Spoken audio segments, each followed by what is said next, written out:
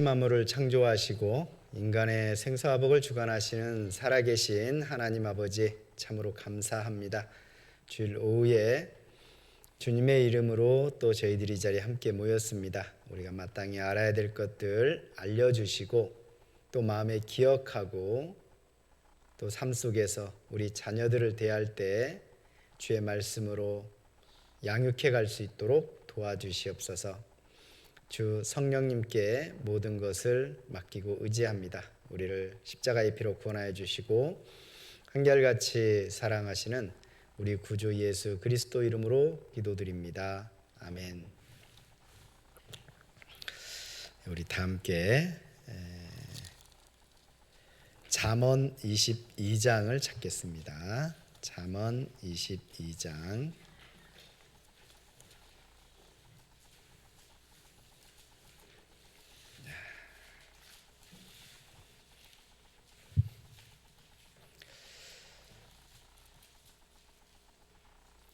잠언 22장 6절 우리가 잘 알고 있는 말씀이죠.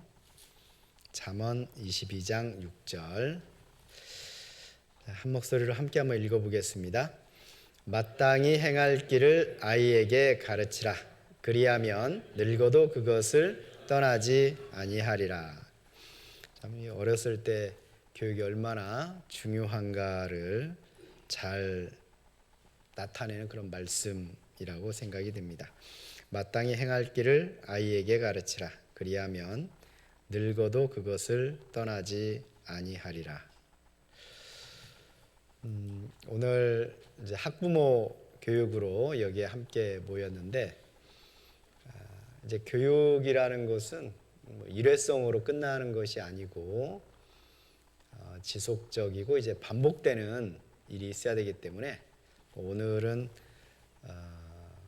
교육이라는 것보다는 그냥 특별한 강의, 특강이라고 생각하시면 되겠습니다. 그래도 이 시간을 통해서 우리가 꼭 마음속에 새겼으면 하는 내용들이 있습니다. 우리 자녀들이 온전히 잘 성장하고 교회 안에서는 세상 가운데 좀 쓸모 있는 그런 사람이 되기를 다 소원할 텐데 자식 키우는 거 쉽지 않죠.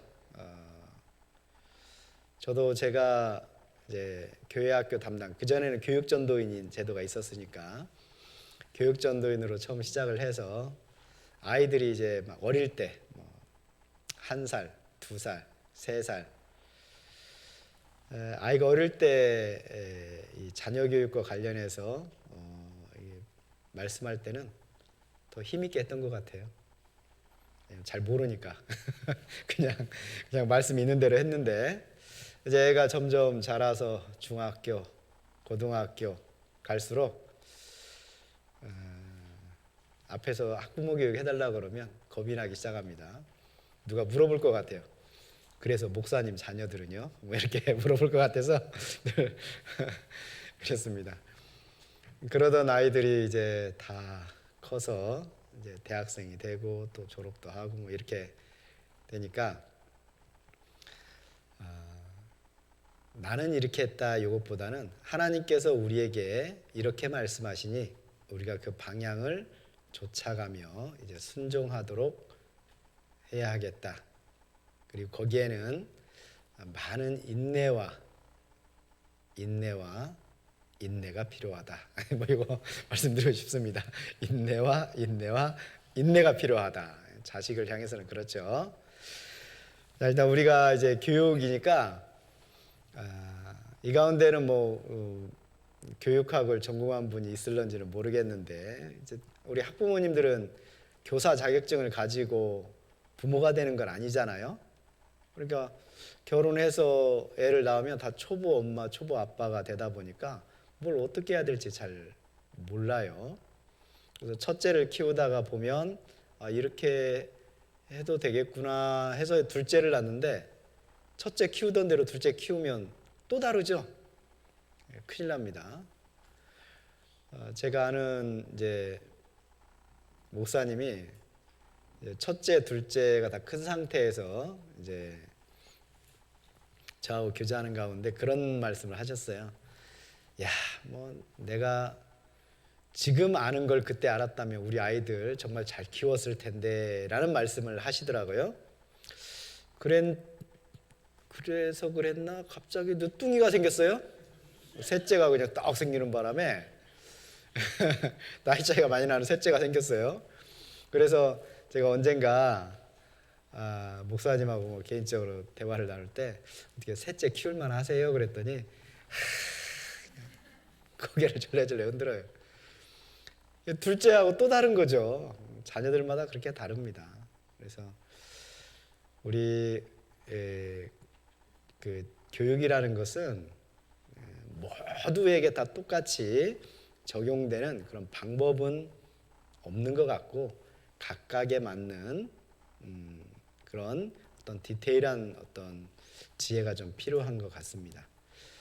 자, 그럼에도 하여튼 그 교육 그러면 크게 세 가지 틀을 가지고 있어야 되는데요.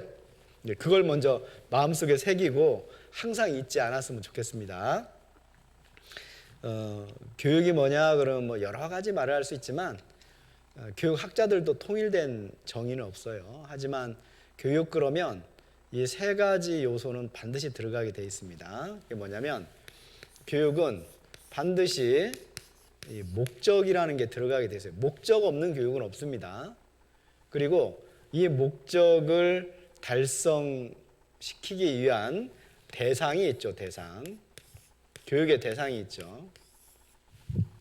그리고 이 목적을 달성하기 위해서 이 대상에게 그냥 우연히 어쩌다가 그렇게 되는 것이 아니고 이제 계획적으로 실시하는 것이 교육입니다. 그러니까 교육이 뭐냐 그러면 사람들마다 다 이렇게 얘기할 수 있어요. 자녀 교육이 뭡니까? 그럼 뭐 그리스도인으로서 양육하는 것, 구원받게 하는 것, 사회에 쓸만한 사람을 만드는 것, 여러 가지 이야기를 할 수 있지만 최소한 그 정의 안에는 이 세 가지는 들어가야 된다는 거예요. 무슨 목적으로 우리 자녀를 키우고 있는가? 이것이 분명하면 그러면 우리 자녀에 대한 이해가 바탕이 돼야 되지 않겠어요? 나는 우리 자녀들에 대해서 얼마나 알고 있는가? 그리고 그 목적을 달성하기 위해서 내가 이해하고 있는 그 자녀들을 향해서 어떻게 교육을 시켜야 되는가? 이 세 가지가 항상 들어가야 된다는 거예요. 이 중심에 이제 부모가 들어가 있죠. 부모님이 들어가 있습니다. 우리 여기 앉아 계신 분들은 자녀가 다 크신 분들도 있고 그렇지 않은 분들도 있는데 자녀를 키울 때 어떤 자녀로 키우고 싶었나? 어떤 자녀를 키우고 싶었나요? 그리고 지금도 자녀에 대해서 좀 어떻게 이해하고 있다고 생각하세요? 아직도 잘 모르겠어요. 잘 모르겠죠? 그리고 자녀를 위해서 그렇게 계획을 세워보신 적 있으세요? 그래서 뭐 자녀 교육을 위해서 어디 이사를 갔다든지 뭐 과외를 시켰다든지 학원을 보냈다든지 뭐 그런 게 있을 수가 있는데 자, 어떤 목적과 어떤 내용으로 자녀를 그동안 양육하셨나요? 자, 오늘 우리가 읽은 잠언 22장 6절에 보면 이 내용이 다 나와 있습니다. 사실은 다시 한번 보겠습니다. 잠언 22장 6절 마땅히 행할 길을 아이에게 가르치라. 일단 마땅히 행할 길을 아이에게 가르치라. 그런데 참 쉬운 말 같죠? 자, 그런데 가르치라라는 뒤에 말을 먼저 한번 생각해 보고 싶습니다. 이 뒤에 가르치라라는 말은 훈련시키다, 입에다가 이렇게 재갈을 먹이다 뭐 이런 뜻도 있는데 여기에는 이제 두 가지 의미가 있습니다. 이 가르치라라는 이 단어의 히브리어는 하너크라고 하는데 어떤 뜻이냐면 솔로몬이 성전을 짓고 낙성식을 행해요. 그거 하나님께 바치는 거죠. 그때도 하노크라는 단어를 씁니다. 그러니까 하노크라는 단어는 훈련시키다라는 뜻도 있지만 바치다라는 뜻도 있어요. 그러면 마땅히 행할 길을 아이에게 가르치라, 훈련시키라는 얘기인데 그 안에는 목적이 아주 분명하게 드러나 있습니다. 무엇을 위해서 아이를 훈련시켜야 되냐? 하나님께 바치기 위해서, 하나님께 드리기 위해서 훈련시키라는 거예요. 우리가 자녀를 양육시킬 때 어떤 여러 가지 목표나 목적이 있을 수가 있지만 궁극적으로 그리스도인이라면 우리 자녀를 양육시키는 가장 최고 또는 단 하나의 목적이 있다면 그것은 하나님께 드리는, 하나님께 바치는 것을 목적으로 해서 교육을 시켜야 될 겁니다. 하나님께 바치기 위해서, 하나님께 드려지는 인생, 자기가 주인 되지 않고 하나님께서 주인 되어 이끄시는 인생이 되게 하는 것이죠. 그렇다면 이걸 좀 더 구체화시키면 너무나 평범한 목표가 나타납니다. 바로 구원받게 하는 거죠. 우리 자녀에게 있어서 최우선의 가장 중요한 목적은 아이를 구원받게 하는 거죠. 하나님께 바쳐지는 겁니다. 하나님께. 자, 그렇다면 나는 과연 하나님께 바쳐지는 인생을 살게 하기 위해서 아이를 양육하고 있는가? 자, 이 양육하고 있는가를 한번 생각해 보면서, 그러면 마땅히 행할 길을 아이에게 가르치라 그랬으니까 여기에 대상이 등장합니다. 대상이 등장하는데 이 대상, 아이라는 이 히브리어는 나르라는 단어를 쓰는데, 나르는 보통은 엄마 품을 떠난 상태, 그러니까 한 13세에서 장가가기 전까지의 기간을 나으라고 하는데, 그런데 이제 성경의 용례를 보면 갓난아이도 나으라는 단어를 썼고, 장가가서 이미 애를 낳았는데, 압살롬 같은 경우요, 애를 낳았는데 다윗이 뭐라 그러냐면 소년 압살롬은 잘 있느냐라고 할 때 그 소년이라는 말도 나으르거든요. 그러니까 이 대상, 나으라는 대상은 부모 품에서 태어난 아이가 성장해서, 제한을 하자면 부모 품을 떠나 독립하는 시기까지 있는 상태, 그 기간 동안 그 아이에게 교육하기를 멈춰서는 안 된다는 겁니다. 갓난아이부터 시작해서 부모 품을 떠나 한 몸이 될지라라는 가정을 이루는 말씀 있잖아요. 그러니까 부모 품을 떠나는 순간에는 인격적으로, 경제적으로 독립하잖아요. 그 전까지는 계속 양육하기를 멈추면 안 된다. 이 대상은 그러니까 우리 아이인데 언제부터 언제까지? 젖먹이 아기부터 내 품을 떠날 때까지 분명하게 교육하기를 멈춰서는 안 된다라는 겁니다. 자, 그러면 이것은 우리가 마땅히 행할 길을 아이에게 가르치라라 그러면 마땅히 행할 길이라는 게 뭐겠어요? 사람으로서의 도리, 하나님께서 원하시는 길, 뭐 이렇게 쉽게 이해가 되잖아요. 그런데 원래 여기 마땅히 행할 길이라고 할 때 이 히브리어가 알핏 다르코, 그런데 이것은 그가 타고난 길, 그 아이의 타고난 길을 따라, 이런 뜻이에요. 원래 문자적으로는. 그러니까 그 아이가 마땅히 알아야 되고 마땅히 걸어가야 될 길을 가르쳐야 되는 건 맞지만, 무엇에 따라서 하나님께서 각 사람의 특징, 각 사람의 기질을 각자 다르게 하셨다는 거예요. 사람마다 다 다르다는 거예요. 거기에 맞춰서 교육을 하라. 거기에 맞춰서 알핏 다르코라 그러거든요. 그러니까 사람마다 개별성이 있는 거예요. 그래서 이걸 보면, 전체적으로 보면 이 교육이라는 것의 두 가지 측면을 생각해 볼 수 있습니다. 첫째는 부모가 부모의 품 안에 있을 때의 자녀를 향해서 가지는 주도권. 자녀가 부모 품 안에 있을 때는 부모가 주도권을 놓으면 안 된다는 뜻이에요. 마땅히 행할 길을 아이에게 가르치라라고 할 때는 일단 주도권이 부모에게 있는 겁니다. 적극성을 말하는 거예요.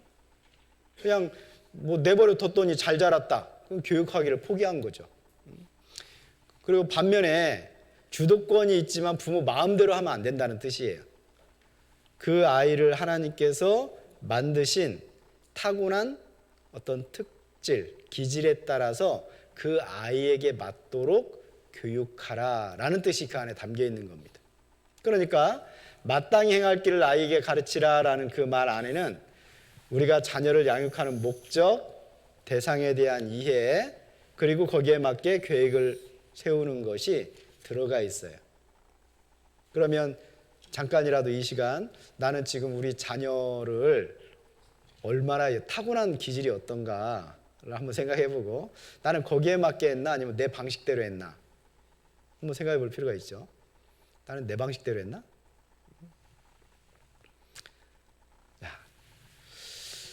이 목적을 분명히 세운 다음에 대상. 근데 오늘은 요 세 가지를 꼭 기억해야 됩니다. 목적, 대상, 계획. 그러면 이제 여기서는 전반적으로 뭐 디테일하게 할 수는 없고 이 대상에 대한 이해를 한번 보겠습니다. 대상. 그 나르라고 하는 그 0세부터 시작해 가지고 보통 요즘으로 말하면 한 20세까지 20세 넘어서면 힘들죠. 보통 교회 학교에서 이렇게 보니까 부모님이 주도적으로 아이를 이끌 수 있는 시기는 한 고등학교 1학년, 2학년이 마지노선인 것 같아요. 고3부터는 애들 이제 부모의 통제 아래 들어가기가 어렵습니다. 그 안에 그 마음속에 하나님을 향한 올바른 믿음을 갖도록 하지 않으면 그 아이가 이 교회 다닌 것은 부모 때문이지 자기 때문이 아닌 거예요. 그 이전에 아이들의 마음속에 심어줘야 됩니다. 안 그러면 100% 그런 건 아니고요. 평균적으로 고등학교 1, 2학년 때 믿음을 부모님의 믿음이 아니라 내 믿음이 안 되면 대개 고3을 마치고 대학 들어가면서 교회를 대부분 떠나더라고요. 안타깝게도. 그래서 그 이전에 해야 되는데 그 아이들이 보통 그 믿음을 나의 믿음으로 갖게 되는 어떤 중요한 어떤 포인트가 교회 안에서 어떤 직분을 맡을 때예요. 놀랍게도. 그래서 아이들이 교회 학교 시절에 중고등부가 되면 고등학교 1학년 때 보통 임원을 요즘은 하거든요. 3학년 때는 공부해야 된다고 안 시키고 그 1, 2학년 때 그 학생들을 직접 돌보고 책임지는 어떤 그런 위치에 서게 되면 그 아이들을 위해서 신경 쓰다 보면 자신의 믿음에 대해서 점검하게 되더라고요. 그래서 그 중고등부 아이들이 교회 안에서 어떤 봉사의 직분을 갖는 것은 굉장히 중요한 것 같습니다. 어쨌든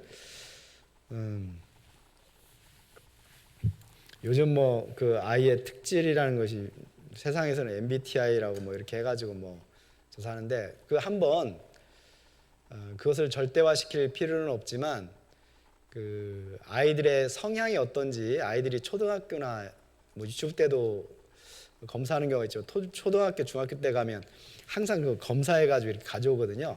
그 꼼꼼하게 한번 읽어보세요. 꼼꼼하게. 놀랍게도 거의 맞습니다. 거의 맞아요, 애들. 그런 검사지를 하는 회사가 있죠. 저희 전도인 분들 중에 그 회사에 근무하다가 전도인 되신 분이 꽤 있거든요. 근데 그분들 얘기를 들어보니까 거기에서 나오는 검사는 거의 정확하대요. 거의. 하지만 한 가지 기억해야 될 것은 거의 정확하다고 해서 그 타고난 것을 벗어나지 않는다 이 말할 수 없습니다. 제가 어떤 분 뭐 교회 안에서 나름 유명한 분인데 이분 장인 어르신이 우리나라에서 정신 그 분석 정신과 의사 우리나라 최고 권위자시라고 하더라고요. 그리고 그분이 이렇게 어떤 사람하고 몇 마디 해보고 딱 행동 관찰해 보면 그 사람의 행동 패턴 앞으로 뭘 이렇게 어떻게 할 것인지 다 예측이 가능하대요. 거의 안 틀린답니다. 딱 한 명만 예외로 하고. 딱 한 명이 누구겠어요? 자기 사위. 요건 자기가 볼 때는 분명히 이렇게 말하고 이렇게 행동해야 될 것 같은데 엉뚱한 거 하는 거예요. 구원받은 사람은 예외입니다. 물론 그렇게 쭉 갈 수는 있지만 우리는 내가 가고 싶어도 하나님 말씀이 그렇지 않다, 하나님 뜻이 이렇다 그러면 그걸 바꿀 수 있는 그런 힘 있는 사람이에요. 그래서 그런 것들을 참고로 하되 그걸 너무 절대화시키면 안 된다. 이걸 먼저 말씀드리고 싶습니다. 자, 그래서 우리 아이들에 대해서 조금 더 이해하는 것이 필요하고 그 아이들을 대할 때 그 아이들의 부모가 주도권을 가지되 특징을 그대로 이해하라 그랬잖아요. 마음대로 하지 말고 그 속에는 어떤 것도 있냐면 하나님의 형상대로 지음받은 영혼이 있다라는 걸 기억을 하고 아이를 인격적으로 대우하려고 노력을 해야 됩니다. 그러니까 아이의 의사를 어느 정도 존중해야 돼요. 예를 들면 간단하게 예를 들어드리는 겁니다. 아이가 태어나가지고 유치부, 우리나라 부모님들은 지금 이제 우리가 쓰는 일반 나이고 이제 바뀐 나이로 하면 4, 5세 정도 되죠. 그 어린 나이 애들한테는 대부분 부모님들이 자꾸 뭘 물어보려고 그러는 성향이 있는 것 같아요. 누구야? 어떻게 할까? 뭐 이렇게 물어보는데 나이가 어릴수록 그런 거 물어보면 안 됩니다. 좀 헷갈리니까 예를 들면 나이가 어릴수록 아이의 마음속에 어떤 절대적인 기준, 가치관, 어떤 그런 것들이 심어져야 되거든요. 근데 그것을 심어주는 것은 부모의 어떤 확실한 정의, 명령이 필요합니다. 어른을 보면 인사해야지. 그러면 이제 아이가 어른한테 인사를 안 하면 빨리 인사해 하고 이렇게 얘기를 해줘야 되는데 이렇게 말하는 부모님들이 있어요. 누구야? 어른 보면 인사해야 돼요? 안 해야 돼요? 완전히 빵점짜리예요. 빵점짜리. 그런 거 없어요. 애들한테는 특히 나이가 어린 애들한테는 인사하라고 가르쳐야 되거든요. 인사하라고. 저기 쓰레기가 이렇게 있어요. 그러면 저거 줍도록 가르쳐야지 저거 주워야 돼요? 말아야 돼요? 빵점짜리게. 애들한테 그렇게 하는 게 아닙니다. 그리고 예를 들면 이렇게 말한다고 생각해보세요. 거짓말을 하면 안 되잖아요. 근데 이제 거짓말해요? 안 해야 돼요? 이렇게 물어보면 나중에 애가 이렇게 부모 눈치 슬쩍 보면서 뭐라고 안 할 때는 거짓말하고 뭐라고 그럴 것 같으면 안 하고 이제 그래요. 그래서 그 아이한테 이렇게 한번 혹시 기회가 있으면 한번 너 거짓말 해야 돼? 안 해야 돼? 꼬마 애들한테 안 해야 돼요. 왜 안 해야 돼? 거짓말하면 엄마한테 혼나요. 교육 잘못시킨 거예요. 교육 잘못시킨 겁니다. 그러면 안 혼나면 해도 된다는 뜻이잖아요. 그러니까 거짓말이라는 것을 왜 안 해야 되냐? 사람은 진실돼야 되기 때문에 사람은 진실되게 살아야 되기 때문에 정직해야 되기 때문에 거짓말을 하면 안 되는 거예요. 근데 거짓말을 하면 막 맞는다고 생각하면 나중에 눈치 보면서 적당한 상황에 따라서 얼마든지 다른 말과 행동을 할 수 있다는 뜻이니까 그렇습니다. 그래서 지금 일반적인 상황을 말하는 거예요. 기질을 따라 말하는 게 아니고. 그래서 이때까지만 해도 부모가 좀 더 확고한 그 주도성을 가지고 A면 A, B면 B라고 정확하게 제시해 줄 수 있어야 됩니다. 근데 조금 지나서 초등학교 저학년이 되면 그때도 막 마음대로 하려고 그러면 안 돼요. 초등학교 저학년 되면 아마 이런 경험 있을 거예요. 초등학교 들어간 아이들이 어떤 물건을 살 때 요즘 아이들은 또 다를 수도 있는데 대형마트에 가서 과자를 산다. 그러면 대형마트에 가서 과자를 사는 것을 애들이 좋아할까요? 아니면 학교 앞에 있는 조그마한 구멍가게에서 과자를 사는 걸 좋아할 것 같아요? 보셨어요, 실제로? 아이들은 아직 선택의 폭이 넓지 못하기 때문에 많은 선택지를 주고 고르라 그러면 헷갈립니다. 그래서 나이가 어릴수록 익숙한 것, 얼마 이렇게 선택지가 좁혀 있는 것들을 선택할 수 있도록 해야 되거든요. 그래서 초등학교 저학년 정도 되면 한 가지, 한두 가지. 이거 할래, 저거 할래. 이런 거 물어보는 거 괜찮아요. 이거 할래, 저거 할래. 어떤 것이 좋겠어? 물론 그러면서 이제 부모님들은 되게 계속 설득을 하죠. 이거 좋은 것 같은데? 이거 사야 될 것 같은데? 계속 해가지고 결국 그렇게 하는데 여기다 한두 가지 좀 주고 고학년, 초등학교 고학년 정도 되면 보통 한 두 가지 정도, 세 가지 이 정도 이제 뭐 이거 있는데 넌 뭐 할 건데? 이번 여름에 우리 휴가 어디로 갈까? 바다로 갈까? 산으로 갈까? 들로 갈까? 하계시장에 갈까? 뭐 이렇게 하면서 적당히 이렇게 그러면서 점점 이제 중고등학교 정도 되면은 부모가 주도권을 가지지만 적극적으로 이끄는 시기는 지났어요. 이끄는 시기는 지나고 이제 아이들에게 좀 더 기회를 넓혀주면서 이렇게 옆에서 돕는다. 네가 뭘 선택해도 나는 네 편이다. 대신 책임은 네가 져야 돼. 이렇게 책임까지 지우는 쪽으로 이렇게 좀 가야 됩니다. 이게 쭉 일반적이에요. 그래서 아이를 대할 때 부모가 주도권을 가지되 일반적으로 그래도 아이를 인격적으로 대우할 수 있는 그런 태도를 늘 가져야 됩니다. 그리고 인내가 필요하고요.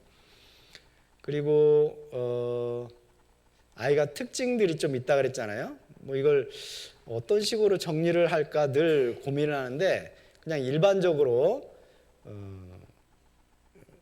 사람은 너무나 다양하지만 성경에 보면 한 2,980명 정도 인물이 나온다고 하는데 너무나 다양하잖아요. 근데 여러분 성경 속에도 보면 아주 그 개성이 뚜렷하게 드러나는 인물들이 있거든요. 예를 들면 뭐 모세 같은 사람, 아브라 같은 사람. 이 둘만 딱 한번 비교해 보세요. 아브라함 같은 인물은 성경에 나와 있는 것을 그대로 인용하면 아브라함이 하나님께 뭐 반문하는 거 보셨어요? 나중에 롯 때문에 부탁은 하지만 하나님이 이런다 뭐 이렇게 가라 저렇게 가라 할 때 왜 그래야 되냐고 반문한 적은 없거든요. 그저 묵묵히 순종할 뿐이죠. 우리가 제일 좋아하는 스타일이죠. 우리 애들 반문하는 거 싫죠. 근데 대표적인 인물 또 하나 모세 같은 인물 한번 보세요. 따복따복 따지죠. 에? 가라 그러니까 왜요? 나 못 가겠는데요? 야 가라 그랬잖아. 왜 나 말 못 가요? 누가 보냈다고 그럽니까? 뭐 이렇게 하면서 자 그런데 그래도 아브라함은 아브라함대로 모세는 모세대로 하나님께서 결국 끝까지 이끌어 가시잖아요. 이끌어 가시죠. 그래서 모세가 그렇게 따지는데도 하나님은 딱 차곡차곡 얘기를 해주고 우리 입장에서는 제일 싫어하는 스타일이에요. 뭐 끝까지 막 물어보는 사람 있잖아요. 근데 아브라함 같은 경우에는 하나님께서 이렇게 뭘 가르쳐 줄 때 야 이리 와봐 저기 좀 나가서 하늘을 봐봐 하늘에 별 많지? 자 별 쫙 내가 너의 자손을 하늘의 별과 같이 많게 하리라. 얼마나 다정해요. 그러니까 이 아브라함 같이 온순한 애한테 막 윽박지르거나 막 이렇게 논리적으로 따지기보다는 차분하게 보여주고 그 다음에 설명해주고 이러는 게 아주 좋죠. 그리고 이제 그 훈육 좀 강하게 훈육하는 것도요. 아브라함을 보면 아브라함이 가나안 땅에 도착하자마자 흉년이 들어가지고 하나님께 묻지도 않고 그냥 가잖아요. 이게 보통 그런 아이들 있잖아요. 묻는 것을 좀 두려워하기 때문에 갑자기 지시받지 않은 일이 생기면 당황하다가 자기 생각대로 하는 스타일이 있거든요. 그때 하나님께서 아브라함의 잘못된 것에 대해서 아브라함에게 직접 책망한 구절은 없어요. 대신 누가 엄청 깨지냐? 파라오가 깨지죠. 파라오가 엄청 깨지니까 옆에서 그걸 보던 아브라함이 잘못 왔구나 이렇게 가는 거예요. 그래서 남들 혼나는 거 보고 정신 차리는 애가 있고 직접 얻어 맞아야 정신 차리는 애가 있고. 네, 그렇죠. 자, 그러니까 이렇게 일반적인 어떤 과정을 생각하되 아이들마다 그렇게 좀 그 다른 점이 있다는 걸 생각하는데 자, 이건 그냥 전문적으로 이렇게 딱 제가 보니까 학문적으로 딱 구별되는 건 아닌데 일반적으로 설명을 이런 식으로 하더라고요. 사람에 대해서 보통 얘기할 때 이 기질이 있고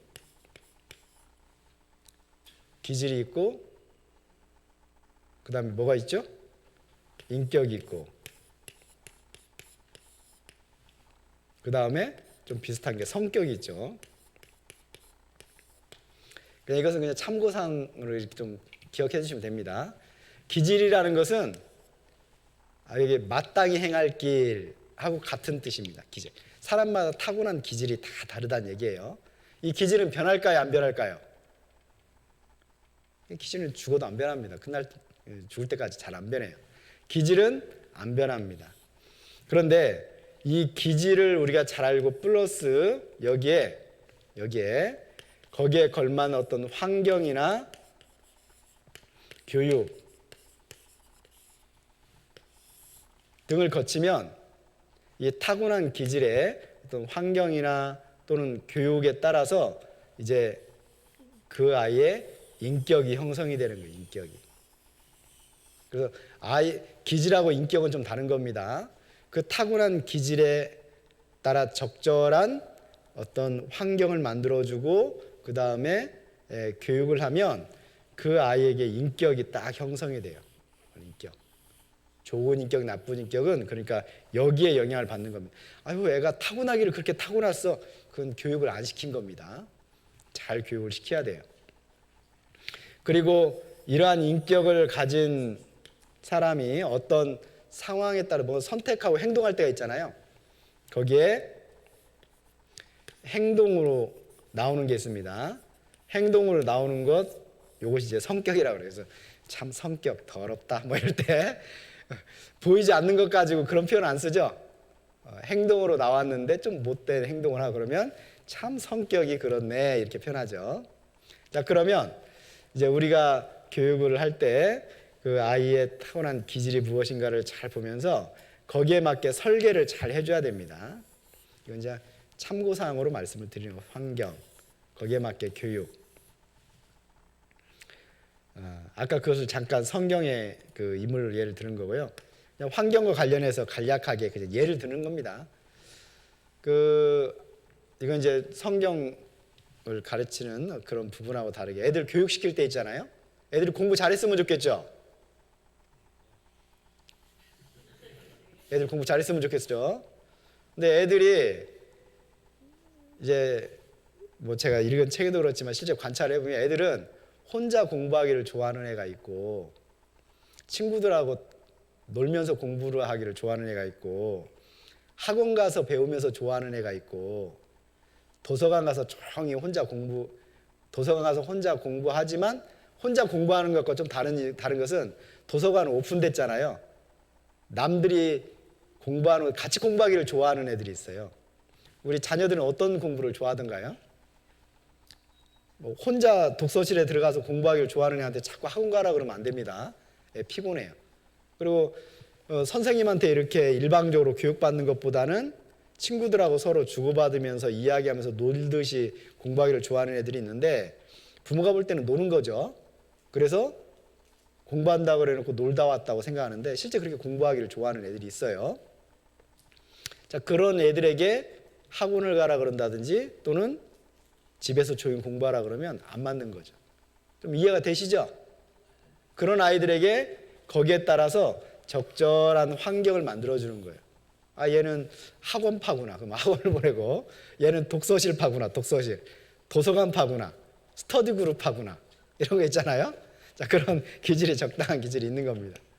자, 그럼 이제 교회학교는 어떨까요? 교회학교.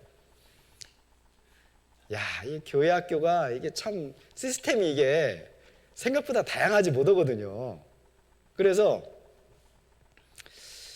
어느 아이에게 잘 맞추질 못하고 그냥 일방통행을 하는 경우가 많은데 그래서 어떤 아이는 똑같이 분반 수업을 받아도 우리 선생님의 분반 시간이 재밌다 그러는 아이가 있고 그런 아이들은 되게 일방적으로 듣기를 좋아하는 애들이죠. 근데 막 친구들하고 막 이렇게 말하고 이런 거 좋아하는데 선생님이 조용히 안 해! 손들어! 너 나가 서 있어! 이러면 그냥 아유 나 교회 가기 싫다 그러죠. 참. 그래서 우리 그 교회학교 선생님들도 아이들의 그걸 잘 파악해서, 요즘은 옛날에는 아이들이 많아가지고 한 10명, 12명 그러면 힘드는데 요즘 한 2명, 3명, 4명 이러니까 거기에 맞게 각각 좀 응용시키는 것도 필요하다 이런 생각이 듭니다. 그리고 지금 이 대상에 대한 이해를 제가 하도록 자꾸 설명해 드리는 거예요. 이런 다른 점이 있고 뭐 그런 것이 있는 반면에 또 이제 신체적으로 또 예를 들어 드리겠습니다. 신체적으로 일반적인 거예요. 이것은 사람마다 다를 수 있는데 약간의 다른 점이 있지만 일반적입니다. 이게 뭐 같습니까? 뇌예요. 뇌입니다. 이거 뇌예요. 뇌. 사람의 뇌는 보통 이 안에서부터 연글기 시작해서 이쪽 뒤통수 간 다음에 앞통수로 이렇게 오죠. 여기 앞통수를 우리가 전두엽이라고 해요. 전두엽. 그 중에서도 제일 앞부분이 전전두엽이라고 하는데, 보통 사람이 이성적이고 뭔가 양심적인 판단을 하는 부분이 하나님께서 여기다가 두셨어요. 그래서 전전두엽이 깨지면 사람이 정신이 없는 겁니다. 제정신이 아닌 거예요. 자, 그러면 보세요. 여기서부터 시작해서 이렇게 가는데, 여기는 완전히 그 본능적인 것, 그다음에 보고 듣는 것, 그다음에 이 이성적인 거라 그러면, 보통 우리가 어렸을 때 한 80% 90% 다 완성이 된다 그러잖아요. 근데 끝까지 가장 늦게까지 이 완성이 되는 신체 부위가 바로 여기입니다. 여기가 몇 살까지냐? 보통 우리가 생각하는 그런 나이 18세에서 20세입니다. 18세에서 20세. 자, 그러면 우리 자녀들 한번 생각해 보세요. 우리 어렸을 때 어린아이들이 학교 갔다 와서, 요즘 숙제가 있나? 우리 어렸을 때는 숙제하고 놀아라 그러잖아요. 요즘은 숙제가 별로 없는 것 같으니까 친구 집에 가서 놀다 올게 하고 나갈 때 부모님은 특히 엄마는 뭐라 그러냐면, 야 저녁 때까지 들어와. 좀 더 구체적으로 6시까지 들어와. 그럼 애들은 그때까지 들어오겠다고 해요, 안 해요? 되게 대답을 하거든요. 근데 그때 들어와요, 안 들어와요? 되게 찾아 나서죠. 얘가 도대체 어디 간 거야? 그러면 그 아이는 부모의 말을 어긴 거지만, 그걸 어겼다고 생각하기보다는 아이가 아직 요게 덜 여물어 가지고 요것보단 요게 더 강한 거예요. 이게 늘 이겨요. 얘가 늘 이깁니다. 그러니까 애하고 약속하는 것은 늘 어겨질 거라고 생각을 해야 돼요. 애가 약속을 지킬 거라고 생각하는 부모는 조금 모자란 거예요. 아직 생각이 조금 순수한 겁니다. 아이들은 되게 약속을 어겨요. 왜? 이게 더 강하니까. 재밌으면 안 우는 거예요. 자, 이해가 되시죠? 되게. 자, 그런데 주의해야 될 점, 우리 부모님들이 신경 써야 될 점이 있습니다. 그게 뭐냐면, 그러면 아이들이 약속 어기는 걸 방치해야 되는가? 아닙니다. 아이들하고는 반드시 약속을 하는데 이렇게 해야 돼요. 너 6시까지 들어와. 그러면 애는 안 듣고 막 나가려고 하거든요. 노는 거 좋으니까. 그럴 때 너 6시까지 들어와. 그리고 소리치고 보냈어요. 애가 와가지고 너 왜 6시까지 안 들어왔어? 하고 혼내기 시작하면 아이는 자기가 엄마와 약속을 했다고 생각할까요? 안 했다고 생각할까요? 자기는 안 한 거예요. 왜? 대답을 안 했거든. 대답을 안 했어요. 그러니까 약속을 안 했는데 엄마한테 막 혼난다. 그 막 짜증도 나고 성질도 나는 거예요. 그 엄마 맘대로만 한다고. 그래서 아이가 그렇게 막 흥분해서 나가버리기 전에 오늘 우리 저녁 6시에 먹을 건데 6시까지 들어와야 돼. 그러니까 네 라고 얘기를 하잖아요. 그러면 아이가 나갔다가 6시까지 들어올까요, 안 들어올까요? 안 들어온다니까요. 안 들어오는 걸 생각해야 돼요. 자, 그런데 그 약속의 차이가 뭐냐? 들어왔을 때 부모님이 훈육을 시작하면 아이는 그걸 받아들이기 시작하는 거예요. 아, 내가 잘못했구나. 그게 약속의 중요성이에요. 애는 어기거든요. 어기는데 그걸 부모의 훈육을 받아들이냐 받아들이지 않냐는 그 약속에 있는 거예요. 그래서 집에서 게임에 빠져있는 핸드폰이나 뭐 컴퓨터도 마찬가지인데 약속 시간을 미리 정해놓은 상태에서 게임하다가 시간이 가고 막 그러는 거하고 약속도 안 정해놨는데 야 그만해 이제 공부할 때 안 됐어 막 그래서 계속 하고 있으니까 그냥 코드 팍 뽑아버린다든지 이러면 애는 막 이제 폭발하는 거예요. 지금 이게 뭐 하는 짓이냐 지금 왜 엄마 아빠 맘대로 하냐 폭발해버리는 거예요. 그래서 미리 스마트폰을 사줄 때라든지 또는 뭐 컴퓨터 게임을 하는 이럴 때 그 약속을 정해놓는 것이 중요하다. 그것은 훈육을 위해서예요. 그걸 지킨다는 뜻이 아니고 훈육을. 이해가 되시죠? 그것은 아직 여기가 덜 여물어서다. 이걸 늘 생각하시면 됩니다. 자, 이런 일반적인 과정을 신체적인 과정도 생각해야 그 아이에 맞는 교육을 할 수 있다는 걸 말씀드리는 거고 우리가 보통 중2병 그러는데 중2병이 뭔지 아세요? 이해를 하고 계세요? 중2병이? 자, 어린아이들 보면요. 이제 유치부나 좀 어린아이들 보면 하고 싶다는 게 그렇게 많아요. 친구가 발레하면 남자애들도 발레하고 싶다 그러고 미술학원 가면 미술학원 가고 싶다 그러고 피아노 치면 피아노 가고 싶다 그러고 태권도 학원 가면 태권도 학원 가고 싶다 그래요. 근데 갔다가 얼마나 가요? 일주일도 안 돼가지고 나 싫어 뭐 태권도장 갔더니 다리를 막 쭉쭉 찢으니까 아파가지고 그냥 나 안 가 그러고 발레학원 가니까 다 여자애들 여기 치마 입고 있는데 자기 마음에 나 안 가 뭐 이런다든지 그죠? 그러면 이제 부모님들이 뭐라 그러냐면 네가 가고 싶다 그랬잖아. 응? 너 때문에 학원비 낸 게 얼만데 가가지고 반환 안 돼요. 뭐 창피하잖아요. 그러니까 아이가 여기 이거 가고 싶어요 저거 하고 싶어요 그러면 이제 그걸 쉽게 안 들어주려고 그래요. 그렇죠? 참 그게 딜레마예요. 원래 아이들은 다 한 번씩 맛봐야 정상이거든요. 원래 그게 여기를 자꾸 이렇게 뻗어나가는 과정이거든요. 그러니까 경험을 많이 할수록 이게 자꾸 뻗어나가는 거예요. 이게 뇌에서 이 신경세포가요. 그런데 그게 아니면 이제 경험이 부족하면 이게 좀 약간 불안전하게 형성이 된 거예요. 그런데 항상 그러면 얘가 이상한 거거든요. 항상 그러면 근데 한 이제 초등학교 고학년이 되면 이거 하고 싶어요 저거 하고 싶어요 할 때가 없어져요. 이제 그런 말을 안 합니다. 그때도 그런 말 하면 이제 좀 이렇게 검사를 해봐든가 해야 돼요. 그럴 수가 없어요. 그 정도 되면 이제 무슨 하나님께서 그렇게 만드셨어요. 하나님께서 그때가 되면 어떤 일이 일어나냐면 이제 어느 정도 정리를 해야 되겠다.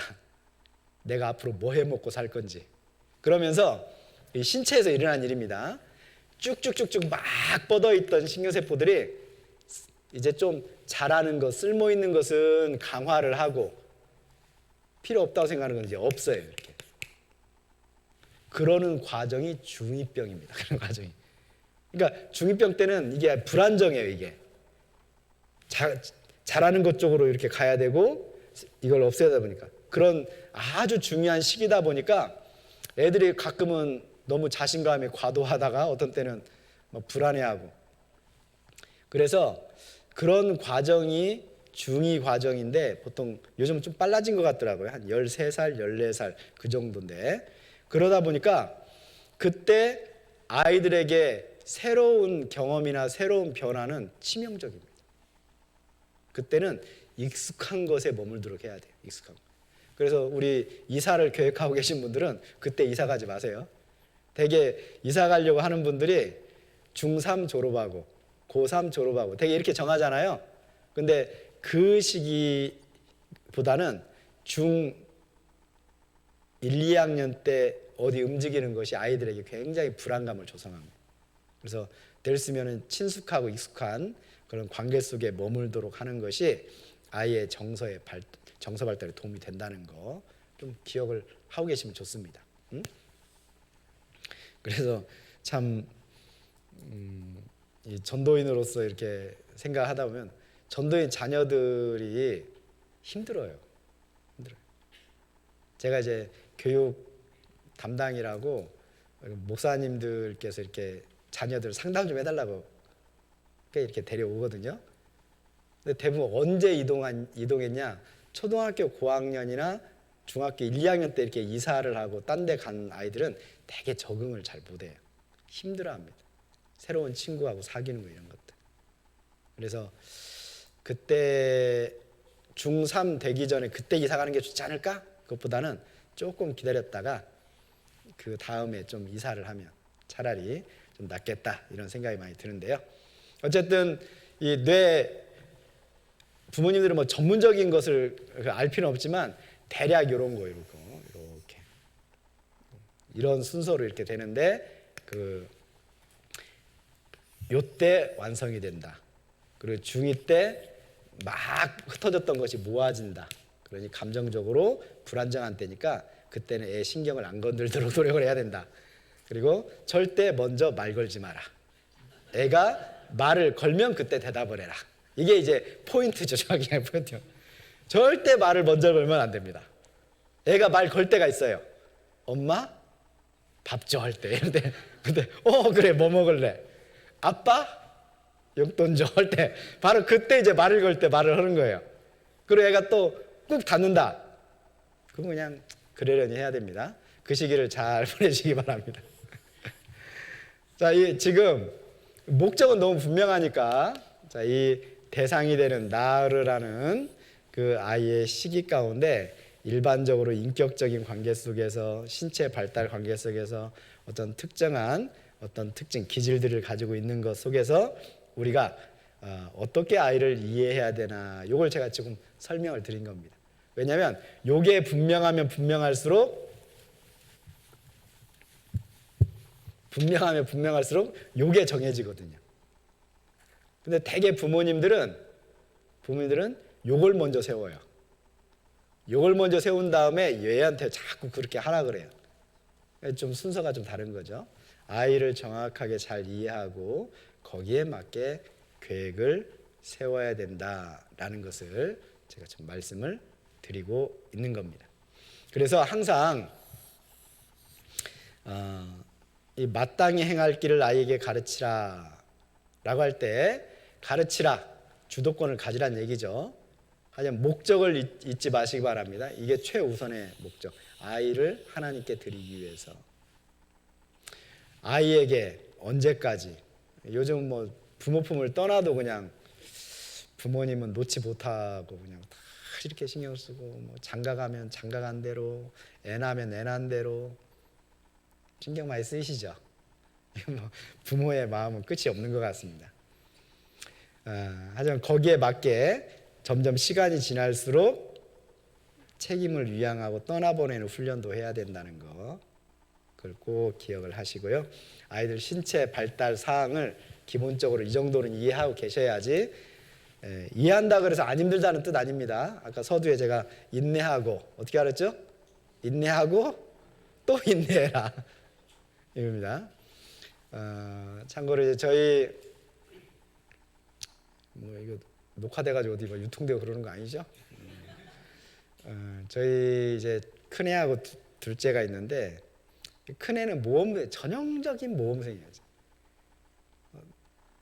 그 첫째는 어디 학원도 안 다니고 그냥 학교하고 집, 교회, 학교, 집, 공부도 방 안에 들어서 나오지도 않고 그냥 전형적인 모험생. 누가 시키지도 않아도. 첫째는 정말 쉽게 교육을 시킨 것 같아요. 둘째는 완전히 반대예요. 첫째하고 완전히 반대. 이거 해보고 싶다, 저거 해보고 싶다, 저기 가고 싶다, 이거 가고 싶다. 제대로 그냥 사춘기를 보내기도 하고 그랬죠. 그런 이제 둘째 아이를 키울 때 저도 속상하고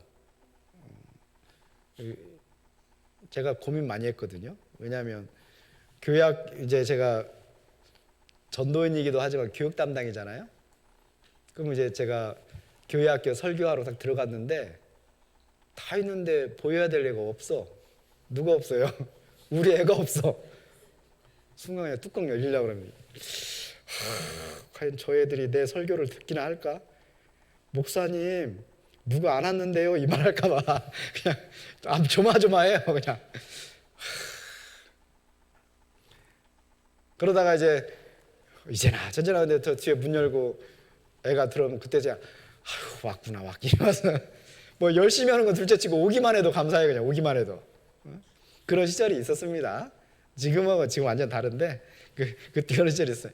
그때 이제 그 아이 엄마로서 자매는 얼마나 속이 타겠어요.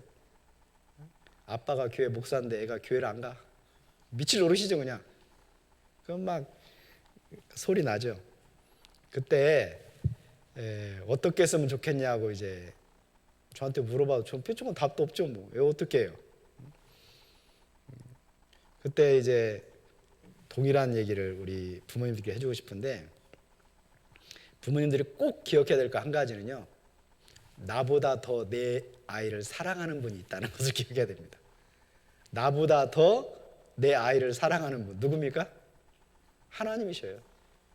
그러니까 나보다 더 신경 쓰고 나보다 더 아이를 놓지 않고 나보다 더 아이를 올바른 길로 양육하도록 하시는 하나님의 열심이 그 뒤에 있다. 그 하나님의 선하신 손길을 믿고 기다리는 게 필요합니다.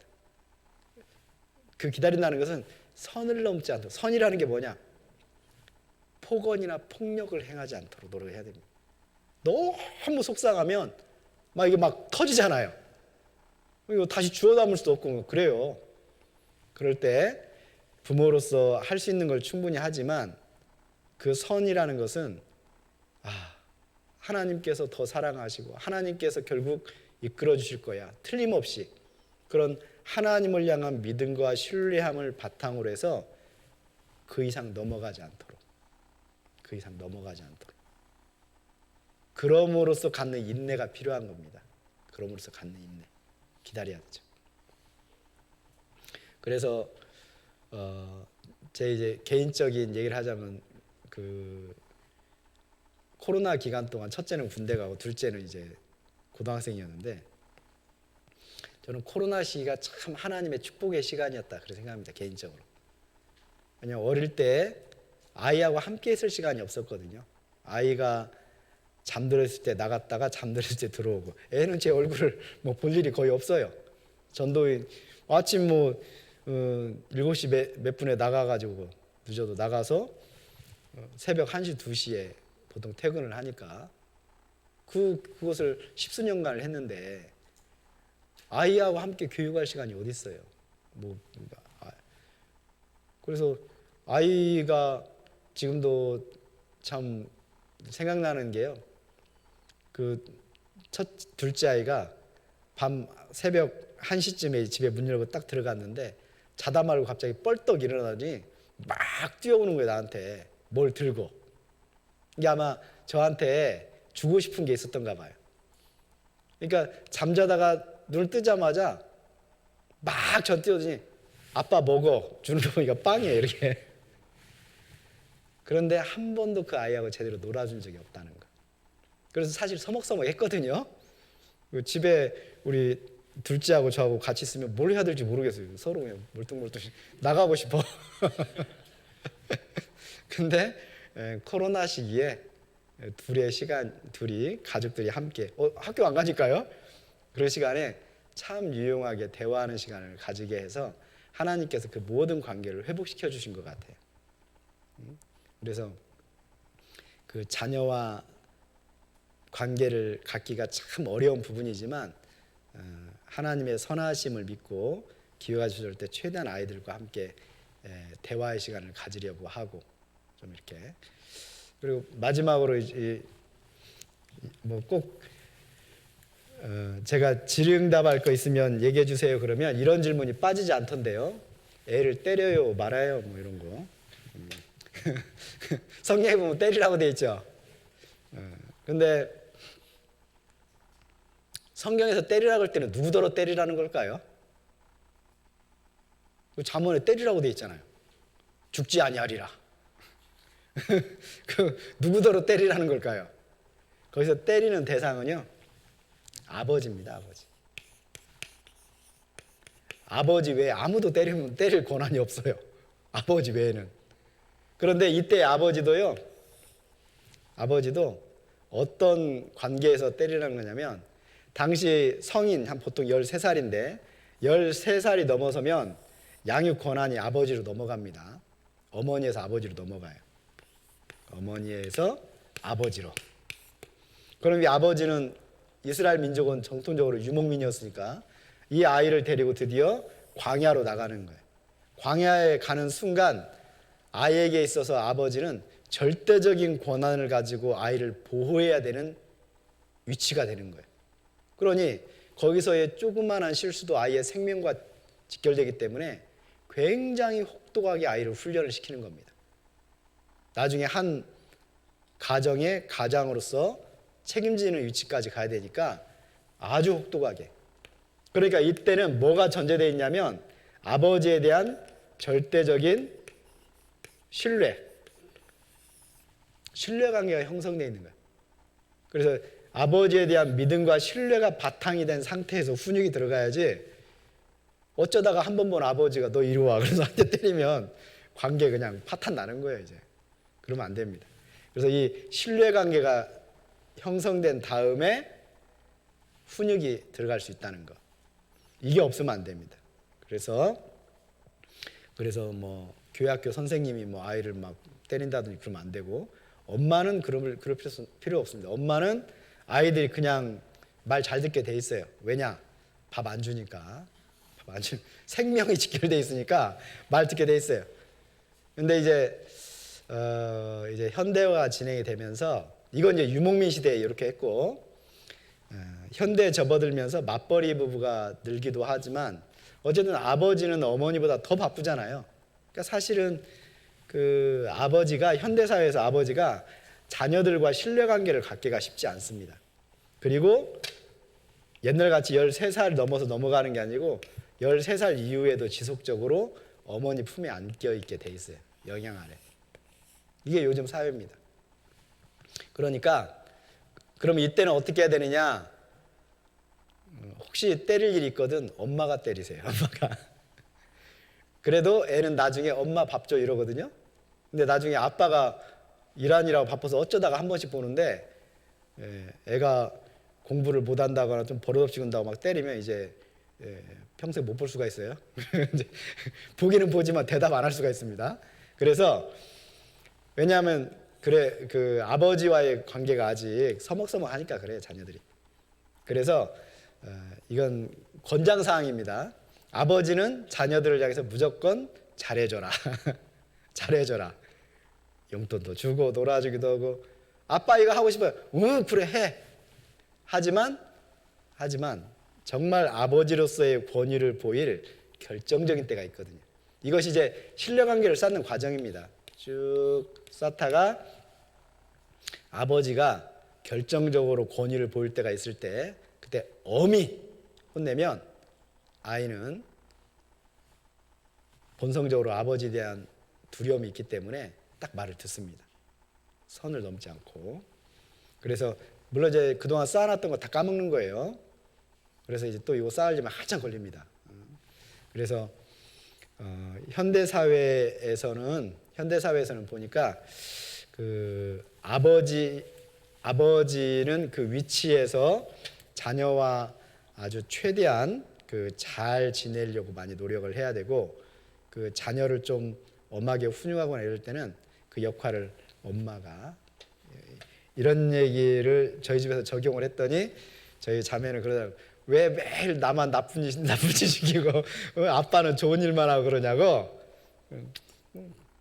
그래야 돼. 어떻게 하겠어요. 그래야지 아이하고 관계가 잘 형성이 되고.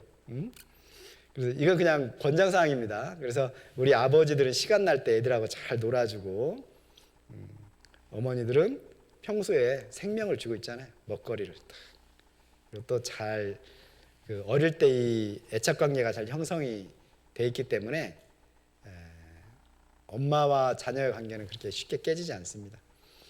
그래서 맞벌이 부부라 할지라도요, 애가 어릴 때는 최대한 아이하고 함께 시간을 많이 보내도록 하는 것이 그 아이를 나중에 양육하는 데 도움이 된다는 것도 더불어 말씀을 드리겠습니다.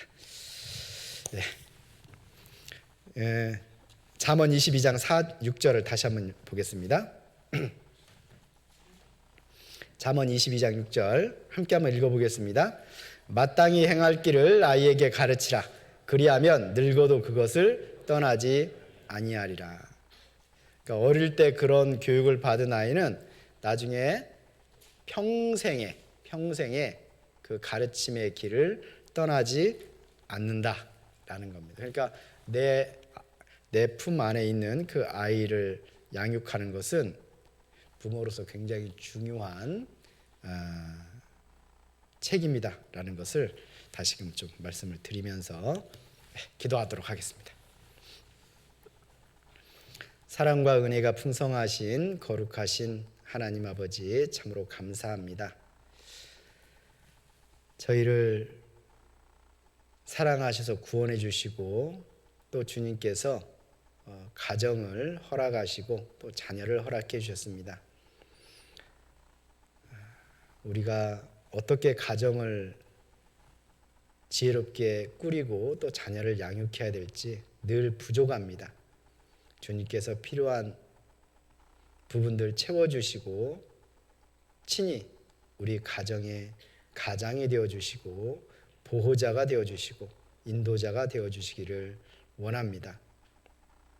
그리고 우리 가정이, 우리의 삶이, 우리 자녀가 주께 바쳐지고 쓰임받는 인생이 되기를 간절히 소원합니다. 주님께서 은혜로 인도하여 주시옵소서. 이 시간 이후의 일정도 주 성령님께 맡기고 의지합니다. 우리를 십자가의 피로 구원하여 주시고 한결같이 사랑하시는 우리 구주 예수 그리스도 이름으로 기도드립니다. 아멘. 수고했습니다.